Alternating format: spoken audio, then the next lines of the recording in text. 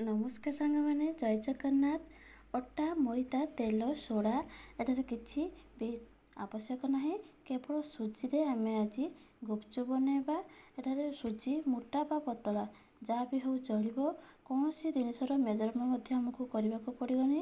କେବଳ ଅଳ୍ପ ଟିକେ ଲୁଣ ଆଉ ପାଣିରେ ଆମେ ତାକୁ ଗୋଳେଇକି ଗୁପଚୁପ୍ ବନେଇବା। ଏଠାରେ ମୁଁ ସୁଜିକୁ ଅଟା ଭଳି ଭଲ ଭାବରେ ଚକଟି ନେଇଛି।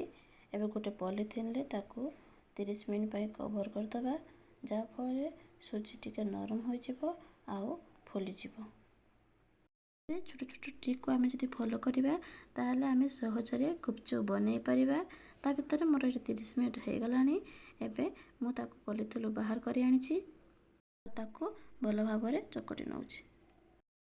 ଏହିଭଳି ଭାବରେ ବେଲି ତାକୁ ଗୋଟେ ଠିପି ସାହାଯ୍ୟରେ ଛୋଟ ଛୋଟ କରି କାଟି ନେବି, ଯାହାଫଳରେ ଅଳ୍ପ ସମୟ ମଧ୍ୟରେ ବହୁତ ଗୁଡ଼ାଏ ଗୁପଚୁପ୍ ଆମେ ବନେଇ ପାରିବା।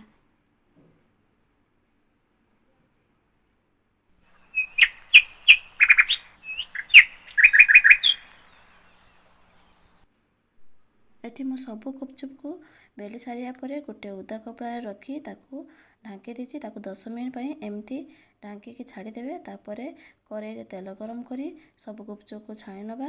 ଏଠାରେ ମନେ ରଖିବେ, ଗୁପଚୁପ୍ର ତଳ ଭାଗଟି ହିଁ ତେଲରେ ପକାଇବେ, ନହେଲେ ଗୁପଚୁପ୍ ଫୁଲିବନି। ରହିଲି, ନମସ୍କାର, ଜୟ ଜଗନ୍ନାଥ।